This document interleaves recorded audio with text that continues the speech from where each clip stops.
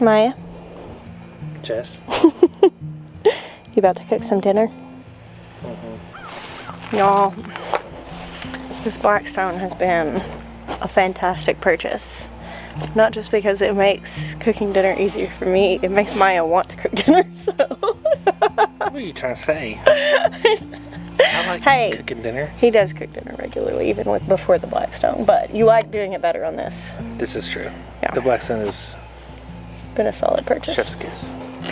You know how sometimes when you're in any sort of partnership, I'm referring to our marriage, but any sort of partnership that you're in, like, you get your wires crossed sometimes where you're trying to like express love or appreciation, or you're trying to help another person, and sometimes it's not landing how you intend for it to.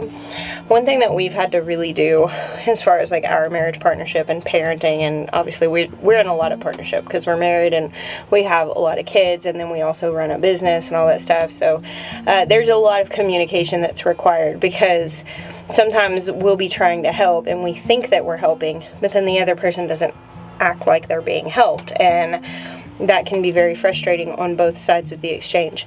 And one thing that we've had to really do is express our gratitude on things. And like one thing that Jeremiah does that helps me so much is during garden season, he does cook dinner more. In the winter, it's not a big deal, and I do most of the cooking throughout the winter when it's colder outside, when the days are shorter. But when it's really hot, like today was a very hot day, and I obviously am not going to be working out in the garden throughout the majority of the day, and then I've got this little window of time to enjoyably work, and it's while dinner needs to be cooked. So he takes that for me, and it is such a huge relief, but it took communication for us to get there, because he would be trying to help me with something else, I'd be frazzled missing out on the garden, and finally when we communicated. So it's very important to me when he is doing something that is alleviating stress or that's making me feel very loved, to make sure that I say it. I feel like so often in relationship we end up in unnecessary conflict or feeling unnecessarily alone simply because we don't, one, assume positive intent from the other person. Like, I need to assume that my husband likes me and he wants to help me, rather than that he doesn't like me and he doesn't want to help me. And that avoids a lot of arguments. And also communicating what you need. Just saying you can't expect another person to meet your needs if you don't tell them what they are. So I saw something earlier, it said assuming or waiting, hold on, what did it say? It said waiting for a person who you haven't told your needs yet to meet them is like waiting for a waiter to bring food to the table that you haven't ordered. And I was like, that is really good. So anyway, I was just thinking about that, walking out here, hopping out to the garden while Jeremiah is taking care of dinner. It's one of those things that really makes a big difference to me. All right, so what I was actually going to make a video about is I am clad for the job of navigating the food jungle here. And harvesting what I can out of here.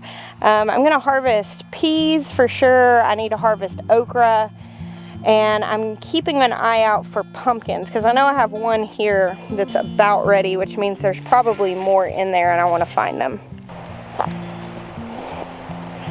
Oh, hey, lovely evening garden.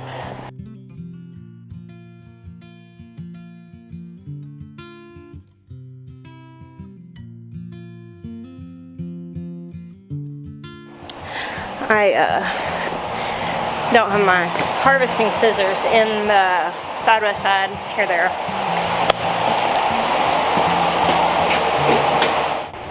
So my toxic trait is leaving stuff lying around. I come by the nickname Messy Jessie. Honestly, it's funny that Will works these gardens with me, runs them. Will is brilliant. I sing his praises all the time. I'm so thankful for that man. But Will's toxic trait is leaving stuff laying around. And we have discussed this. And between the two of us, there's just stuff everywhere. There are tools everywhere. There's mugs everywhere. We laugh about it because, I mean, it doesn't annoy me.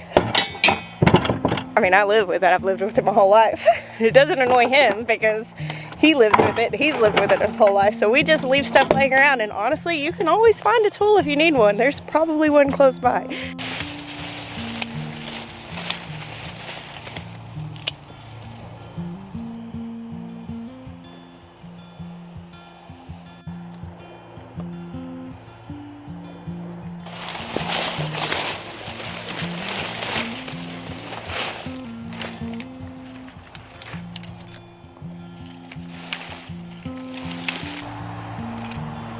What?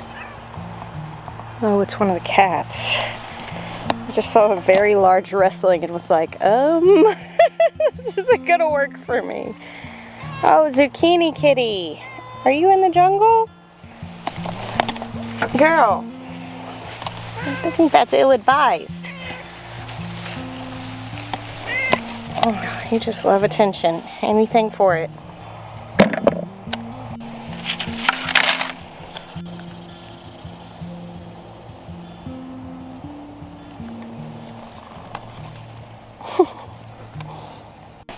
Nice. Look at these.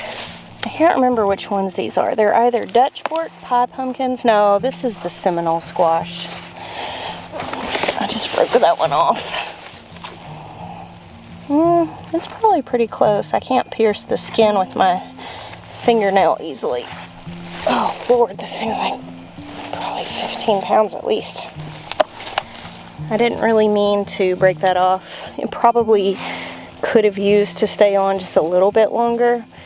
So whenever you pull a ripe winter squash and you're going to save it for storage, you want the rind to be hard enough that you can't easily pierce it with your thumb. Now this one, I don't know, it's probably close enough.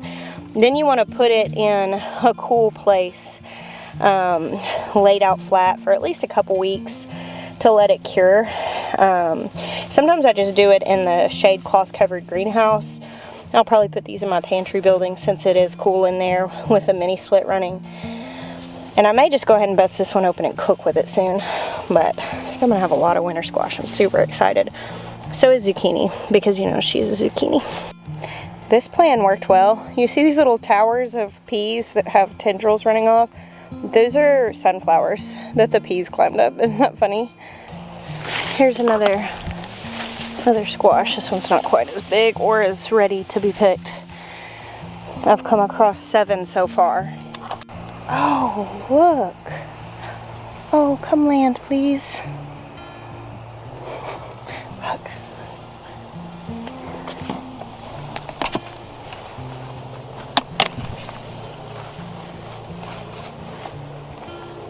Hello, beautiful. Well, that's thrilling. A monarch. I've been seeing swallowtails. That's the first monarch I've seen this year. I do have milkweed growing. Makes me happy.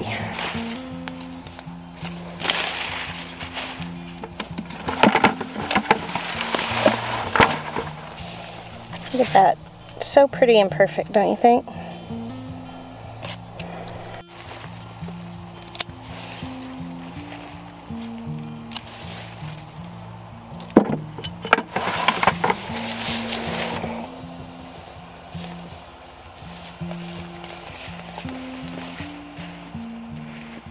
Okay guys, I made it down one row and I feel like the Wicked Witch of the West. I am melting. I am melting. Pretty good little haul. Got a good bit of cowpeas and a lot of okra. Zucchini decided to take the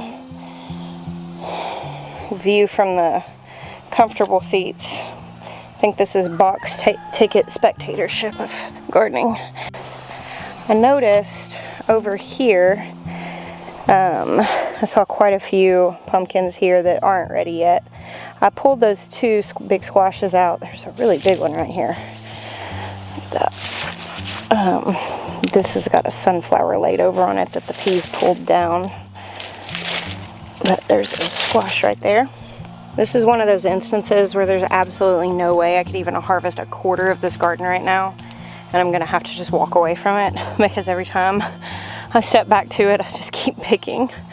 It's hard when it's just all so ripe and ready.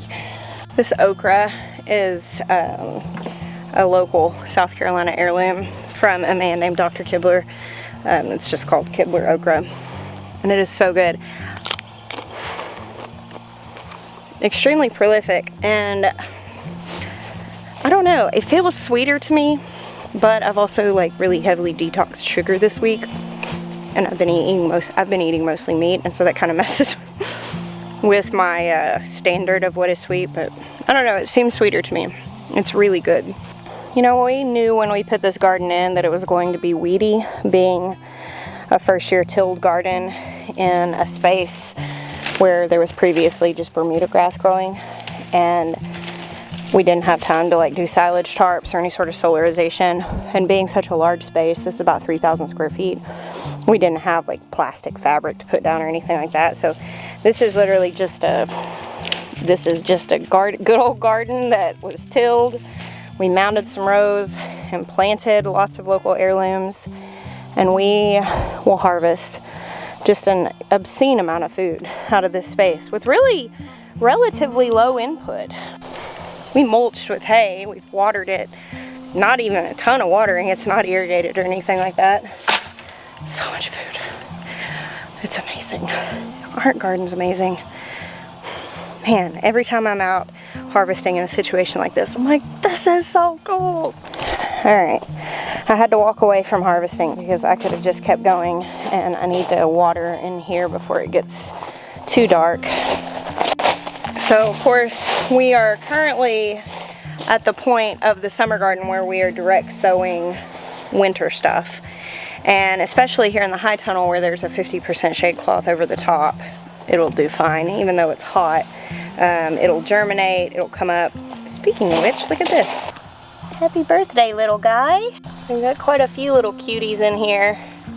The only thing you have to be really careful of when you are direct sowing seeds when it is hot outside is that the top layer of soil can dry out really easily, which of course is hugely detrimental for seed starting, because when they crack out of that shell, they have just enough energy to get to the surface of the soil. And at that point, they obviously need to begin photosynthesizing in order to continue growing.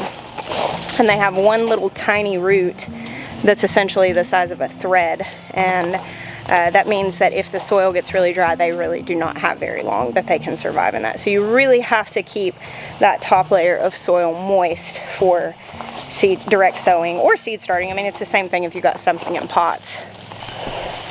So I'm just coming through and doing a nice quick water here on the top to make sure these little guys do okay. I've got lots of babies coming up. Look at that. There's one.